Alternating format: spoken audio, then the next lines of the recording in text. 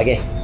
Assalamualaikum warahmatullahi wabarakatuh. Okey, kepada yang komen ni, Cik Amin Okey, saya telah buat laporan.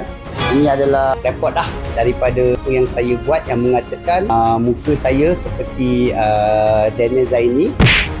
Saya tak kenal Daniel Zaini walaupun dia cakap dia owner kepada Paku Pontianak. Saya tak tahulah benda tu betul ke tak betul, tapi saya tak pernah search Daniel Zaini tu yang dulunya pernah kerja Era, lepas tu pernah masuk Raja Lawak apa semualah. Saya tak pernah search dia lah. Tapi apa pun kepada Cik Amin, saya dah lantik saya punya wakil lah untuk mengenakan saman fitnah yang mengatakan muka saya sama dengan Daniel Zaini. Saya ulang balik, saya tak yakin yang muka saya sama dengan Daniel Zaini, tapi apa-apa pun saya akan serahkan kepada saya punya lawyer lah. Okey, sila Puan. Ni report kita tau, ni report.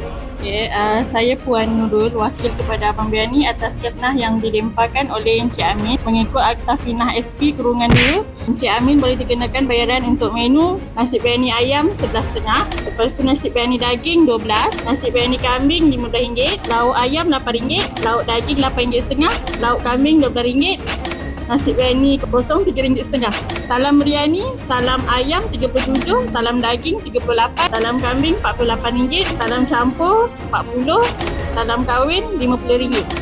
Dan sekiranya Encik Amin makan salam biryani kahwin 4 akan dikenakan bayaran RM65 untuk bungkus. Banyak Amin kena bayar nanti Kita tunjuk dia punya tu. Kejap Okey.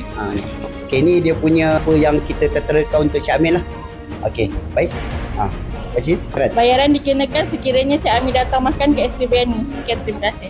Okey, kepada Cik Amin, saya dah siapkan ni apa portfolio dia.